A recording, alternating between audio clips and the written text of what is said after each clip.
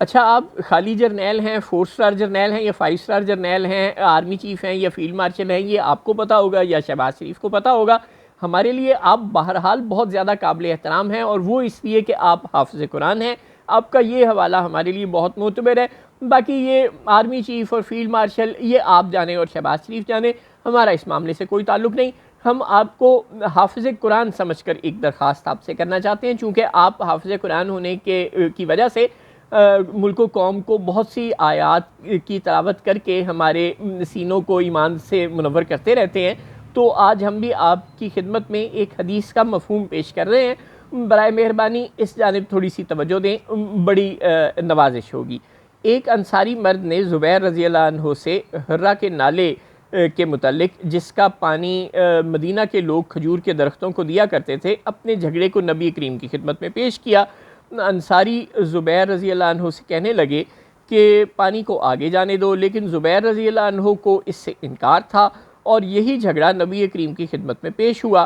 हज़रत सल्लल्लाहु अलैहि वसल्लम ने ज़ुबैर रज़ी अल्लाह ताला अन्हु से फ़रमाया कि पहले अपना बाग सींच ले, फिर अपने पड़ोसी भाई के लिए जल्दी जाने दे। इस पर अंसारी रज़ी अल्लाह अन्हु को गुस्सा आ गया, और उन्होंने कहा, हाँ, ज़ुबैर आपकी फूफी के लड़के हैं ना।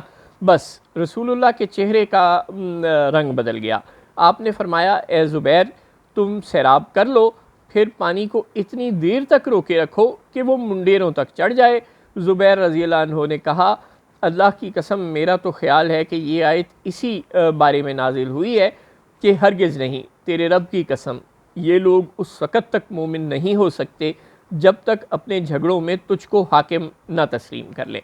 हाफ़िज़ आसिम मुनीर साहब, गुजारिश ये है कि पाकिस्तान के असल हुक्मरान तो बहरहाल आप ही हैं। ये शहबाज शरीफ शरूफ, ये जो कुछ भी हैं, ये ज़ाहिर है एक टोपी ड्रामा है, ये एक अरेंजमेंट है जो आपने कर रखा है दुनिया को दिखाने के लिए कि पाकिस्तान एक डेमोक्रेटिक रियासत है।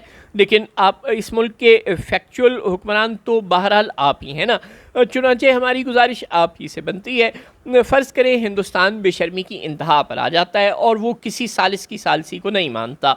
आज से कोई 50-60 साल पहले उसने वर्ल्ड बैंक की सालसी को मान लिया था, और उसके नतीजे में इंडस वाटर ट्रीटी पाकिस्तान और हिंदुस्तान के माबैन हो गया था।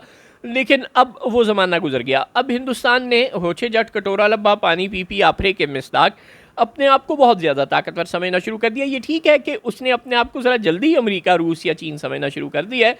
अगर वो 10 साल खामोशी से तरक्की करता रहता और उसके बाद अपने आप को रूस, चीन, अमेरिका समझने की कोशिश करता, तो शायद वो दुनिया को नकेल भी डाल देता। लेकिन अल्लाह ताला के हर काम में शायद हिकमत होती है और बेहतरी होती है, तो उसको जल्दी अपने आप को अमेरिका बन के दुनिया पर रोब झाड़ने का शौक़ पैदा हो गया, जिसके नतीजे में आज उसके अपने तमाम पड़ोसियों से ताल्लुकात बिगड़ चुके हैं, और अब तो शायद अमेरिका तक और रूस तक उसके ताल्लुकात बिगड़ते जा रहे हैं। खैर, ये हिंदुस्तान का अपना मामला है, वो इसको खुद ही देख लेंगे।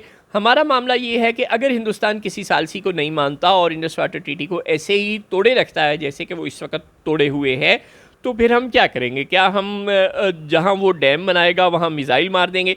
ज़ाहिर है ये करना ज़रा मुश्किल होगा। हम नई जंग नहीं छेड़ना चाहते, ना हम छेड़ना चाहते, ना हिंदुस्तान छेड़ना चाहता है, तो फिर करें क्या? सालिसी करवाते हैं। आप देखते हैं इसराइल को पूरा यूरोप धमकियां दे रहा है, हत्ता कि अब तो अमेरिका भी यूरोप के साथ कभी कभी थोड़ी थोड़ी नहीफ सी आवाज़ उठा के कह देता है कि शर्म कर लो। लेकिन वो बेहिसी बेशर्मी की इंतहा को पहुंचा हुआ है नेतन्याहू, और अब वो कहता है कि मैं पूरा गज़ा खाली करा लूँगा, पूरा गज़ा फ़तह करूँगा, उसके बाद ही मुझे चैन आएगा। खैर, तो जिसके पास ताकत होती है उसके पास घमंड आ जाता है। ये ठीक है कि हमने हिंदुस्तान का थोड़ा सा घमंड तो तोड़ दिया है, लेकिन अब हम ऐसा तो ज़ाहिर नहीं कर सकते ना कि अब हम हिंदुस्तान के हर डैम पर मिसाइल मार दें। इस तरह तो फिर इंटरनेशनल कम्युनिटी हमारे भी खिलाफ हो जाएगी, और अगर वो किसी सालिस की सालसी को नहीं मानता, तो फिर हम अपने लोगों को भूखा भी नहीं मार सकते। लिहाजा अब हमें किसी सेकंड ऑप्शन की तरफ जाना पड़ेगा। हम उस पर दबाव ज़रूर डाली रखें, हम सफारतकारी ज़रूर करते रहें, हम कोशिश ज़रूर करें कि इंडस वाटर ट्रीटी किसी तरह बहाल हो जाए। लेकिन अगर ऐसा नहीं होता, या ऐसा होता भी है, तो भी दोनों सूरतों में पानी की कमी तो पाकिस्तान में है ना, और पाकिस्तान के दरियाओं के पानी का एक बहुत बड़ा हिस्सा, जिसके मुतल्लिक मुख्तलिफ इंजीनियर्स का कहना है कि 50 से 60% और कुछ का कहना है कि 70% तक हमारा पानी समुंदर में बह जाता है। चीन अपने पानी का 96% से ज़ायद इस्तेमाल करता है। रूस, अमेरिका दुनिया के तमाम बड़े और समझदार ममालिक अपने पानी का बड़ा हिस्सा इस्तेमाल कर लेते हैं।